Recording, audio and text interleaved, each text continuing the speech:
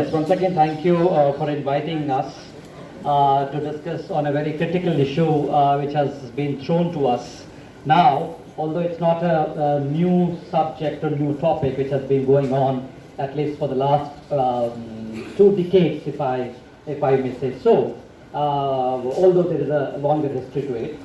But I was of the I was thinking that when you introduced and you said that last but not the least, that I would get the chance at the last, and that would have been an interesting one to sort of listen and then reflect. But never whatever you have decided. Let me sort of, I'll be very brief, but I'll try to contextualize my position and my take on this, which is being driven by 2 moments.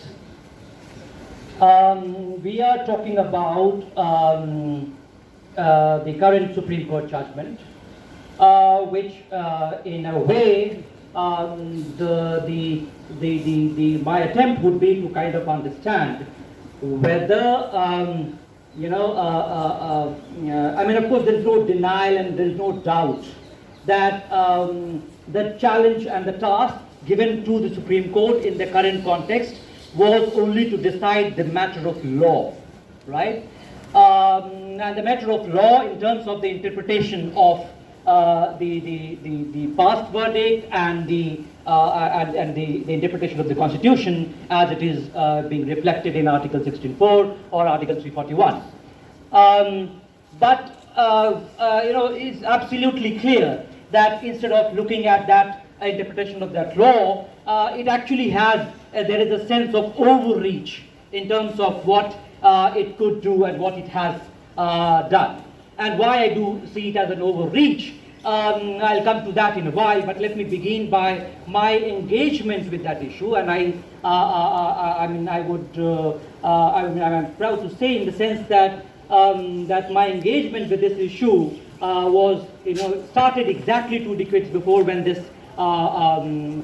this issue actually came to light, when the first verdict of the Supreme Court, the E.V. Chennaiah judgment, had come in 2004, which had struck down the subclassification. And subsequently, I was part of the, as a scholar, I was part of the, part of studying the movement which was coming, as it was said, that I was studying the movements of the marginalized, and in that sense, we were doing a comparative study of the Ravidasi movement in Punjab with the Buddha movement in Maharashtra, and that was the context in which I was exposed, and I was forced to reflect upon the movement which was there in Punjab and Maharashtra both, and in other states as well. So there was a position which I made on the basis of my understanding of the movement, my engagement with the movement. And when I'm saying, in terms of Punjab, I was talking about my engagement with the movement of the Ravidasis as well as the movement of the Valmikis, the Mazhabi Sikhs and Valmikis. And my very close engagement, which reflected into an EPW small sort of article with Surinder in Sociology, which was published in 2007, a reflection of what we thought was very important. And that's where one positioning came. And subsequently, based on that, once again a reflection of the movement, that when a book which was being edited by Chinna, when he was, who was heading the Discrimination and Exclusion Studies, when he was writing this book on dividing Dalits, that I was able to kind of contribute another chapter into that, where I did exactly the same thing which I am doing today. I was looking at the judgment of the Supreme Court in a critical perspective about when it struck down the subclassification. And so that's the continuum between 7 and 10.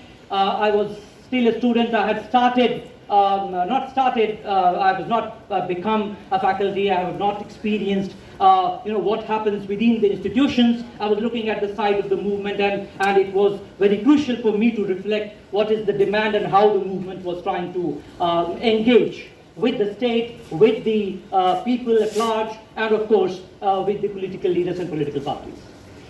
Subsequently, as it was said, that then I became part of Delhi University, and then subsequently I became part of JNU, and then my engagement with the institution and my engagement with how the institution actually reflects, and I keep saying this point over and over again in my classrooms, that it is very easy to understand the rules of the game, because that is what sets and tells you about the tone. But it is actually equally important to understand the games within those rules. And when I started understanding those games within those rules, then I realized that I need to reflect upon my own position, and not at the cost of what the demand of the movement was, not at distancing and not sort of neglecting what the demand of the movement was, but to see the larger, bigger picture in terms of how to realize the demands which is being made by the movement. And therefore, my position over a period of time has shifted and is trying to look at this dialectic between the demand of the movement and the response of the state, that the way they kind of act together, and what is the ultimate consequence. And in this context, I want to say it very clear that, as I said in the beginning, that today when I look at the judgment and today when I look at the understanding, I mean, if the Supreme Court had confined itself to the question of law and had given this judgment, I would have been little less critical of what is happening today and how it is being interpreted. But the point is that the Supreme Court has actually gone in a judicial overreach, and therefore I kind of I'm trying to understand that, is it a judicial foxpass, right? That what is it that will it prove to be a judicial foxpass? And there are indications, and very strong indications, which I'll take a couple of minutes to sort of explain that why, how the state and how, and when I say state, I'm including the judiciary into it, and that's the larger perspective which I want to bring. And it is much more crucial for us to understand and to sort of question the judgment, because, and I'm using a phrase which was used by K. Balgopal when he had said that, if you want to really understand the nature and the character of the Supreme Court, the apex court, you have to understand, and you have to, there is nothing hidden in that how virtuous, reluctance has been there in the face of the Supreme Court to understand that India is a caste society, and that if there is something needs to be done. If you look at all the judgments, all their impressions on the issue of reservation, you will really understand. There is nothing hidden to understand that how difficult it was for them to understand that India is a caste society and there is something needed. And there, what is the promise? What is the promise of the constitution that has been delivered, not as a benevolence of the state, but as a demand that was coming from the struggle, from the movement, and it was understood in the constitution making process, and it was kind of delivered in that process. And why I kind of say this, because I want you to, before I get into the substantial issue about the subclassification, which is my position, which is coming from the movement, I want to kind of first critically place myself in terms of understanding the verdict. Many of you probably, some of you, of course, a large part of you would know, but some of you who are in your first and third semesters probably might not have followed the debate which happened in 2019. And what happened in 2019 in the Supreme Court? There was a Allahabad High Court judgment which was about the idea about how to implement reservation in an institution. And the Allahabad High Court judgment had upturned the previous practice and the law, which was about when you try and understand the implementation of reservation in institutions, you have to take institution as a unit, as a whole. Because that's where only when you get a critical number into which those ideas and the numbers of reservation can actually be realized in terms of going there. The Allahabad High Court judgment actually turned it down and said that no, the real practice should be that it should go department-wise, which was the debate on the roster. Now, to be very frank, the debate on roster has been made so complex that, and the reason for that making of the complex is the notion of the state that I'm trying to talk about. You know, so how do we understand this dialectic? And unless we understand that, it is very difficult to have one-sided view about whether the judgment is going to help or it is going to actually divide and break it's actually anti-reservation judgment. Now, so when this was passed and there was a movement and the government was forced to take a position against that, of course, because of the demand of the against the people's movement, and they filed a leave petition to the Supreme Court. The Supreme Court refused to listen to it, and they said that okay, yes, no, it has to be the unit, has to be the department, and there are hundreds and colleges in this country where the departments are made of 1 or 2 faculty. Right? And in fact, there are many colleges where the highest number of faculty is only 10 or 12 or 15. Right? So, in a way, the argument which was devised by the, once again, the judiciary to kill the whole idea of reservation about how to go about it was something which was upheld by the Supreme Court.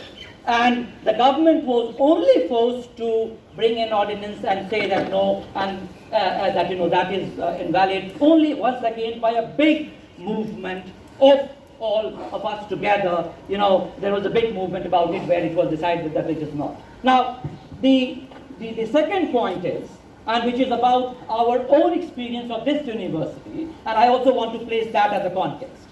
Now, I'm sure some of you would be thinking that I am not talking about subclassification, I'm only talking about the implementation of it, but that's a very important point, and I will come to the subclassification in a while, but I want to place this.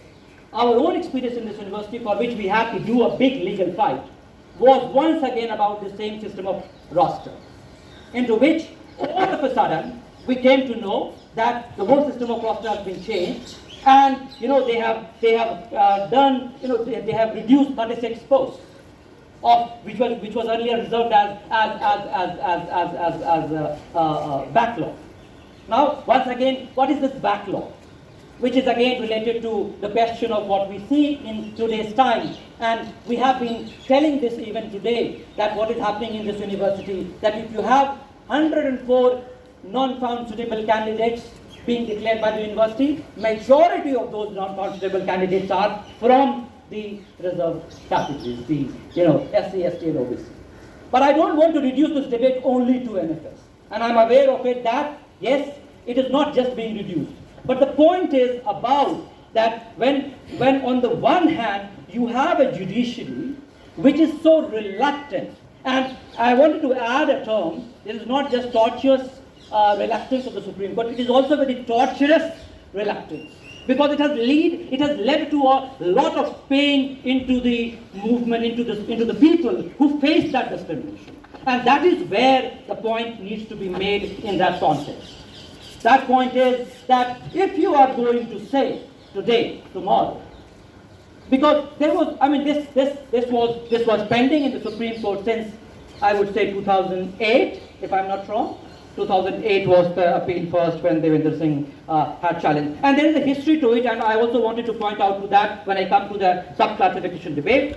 And there was a lot of, if the Supreme Court or the judiciary was really interested into addressing the issue, it could have actually experimented, it could have ordered, it could have invested its time and energy into understanding the issue in reality. But no. While it went on to claiming that it is about the judicial interpretation, it is about the law, when it came as the verdict, it is as I'm saying, it's a judicial overreach, including the whole concept of creamy layer, which has nothing to do with the reservation, the way it has been, sort of enshrined, it has been given through the Constitution. Now, so that's the position that is very important for you to understand. And I wanted to say something more, that in terms of what you see as in a university system where you have, even if you have university as a whole as a unit, with the existing system, where the university as a whole is taken as a unit, you have, in these higher education systems, and I'm not once again reducing the whole debate on reservation in employment only to higher universities or higher education. But it is actually a very crucial part of it, because the whole allegation is about taking away the jobs. And if that is that it has been cornered by a few section of the population, then one has to really look for it, that if it is really so large a section of population that it is cornering, then there should never be an NFS, right? Now, if that is not the case, the point is that when you have in a department 1 or 2 positions coming, and if you want to then go into the the subcategorization of A and B and C and D, and then try to make it that, if there is no category person available from category B, and therefore it would remain as an FS, then it is certainly and it is inevitable that it will be used by the state, by the judiciary. And mind you, whenever you go to the court in terms of asking for a qualitative judgment, the judges would say that no, this is a matter of academic debate, don't ask us about why the NFS and all of it, right? It is not a quantitative or it's not a matter of law. It's a matter of the selection committee does it NFS, and therefore you go and discuss it within the academic council. But so it is very important for us to understand that what is it that the Supreme Court or the judiciary has given. So then, is it not upon us to try and understand what is hidden behind this? And unless we understand and expose that hidden factor behind this, I think it would be too early for us to say that this is a historic judgment.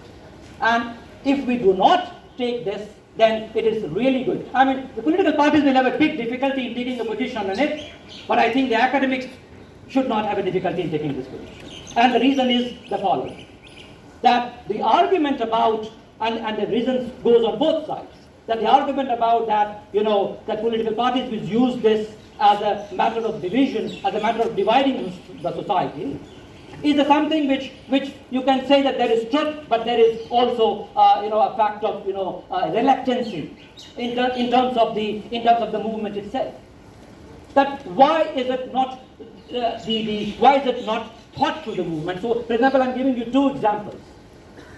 Much before the Andhra case, when it was enacted and it went to the Supreme Court, Punjab had done it in early mid 1970s, in 1975. They had actually subclassified, and it was actually going well with the whole system. There was no movement against it. It was only when the Andhra Pradesh judgment came in 2004 that it became difficult for the Punjab government to actually do it. They tried to sort of take a simpler route, trying to convert it into Act, but that even Act was challenged, and subsequently it has been stopped. Now the point is that if you really look at the data between 75 and 2004, and if you look at class 1, not class 1, and that's also a question that one should try and investigate. But if you look at class 2 and class 3 employees, you will see that there has been a substantial increase in the number from the subcategory which was given priority in the employment, right? So the question is that, can we not do that exercise and try and understand, and can the movement itself not come up with this idea about how to address this question? I mean, it is not also a point about, you duck away the question that no, we are not interested, this is only about dividing. You have to really, the movement will have to really understand that why is it that, this demand is constant. And I think as a social scientist, as academicians, as students and scholars and teachers, I think it would be totally injustice if we completely say that all demands and all movements are politically, sort of charged. And I'll give you examples that when it happened in Punjab in 75, there was no movement. It was a move by the Congress government at that point in time that they did it. And they did it, and subsequently it only got challenged after the Andhra movement. In the case of Andhra, you will see that there was a strong movement. I mean, there can be differences about whether we understand the movement itself as a political, and I think every movement is political. So we can't just say that no movement is political or any movement is only a result of political conspiracy. That's not right. There are demands, there are, and I think even on this campus there have been at least hundreds of term papers being written, and many couple of dozen pieces must have been written about the need for denationalization, the rainfall. And I think we cannot just keep our eyes shut in terms of what the movement is demanding. But is it the best way to do it is the question. Is this judicial overreach the best way? Because judiciary has never been an ally of the social movement. And we have ample examples. I mean, we are in the midst of a crisis in this country. But what is the response of the judiciary? I mean, we can't trust this system that this will do justice to the demands of the marginalized of the marginalized. So we have to sort of understand that perspective, and I think my limited attempt was to sort of bring this dialectic and to understand how we move from there. And I think our next speakers will be speaking more on this. Thank you so much.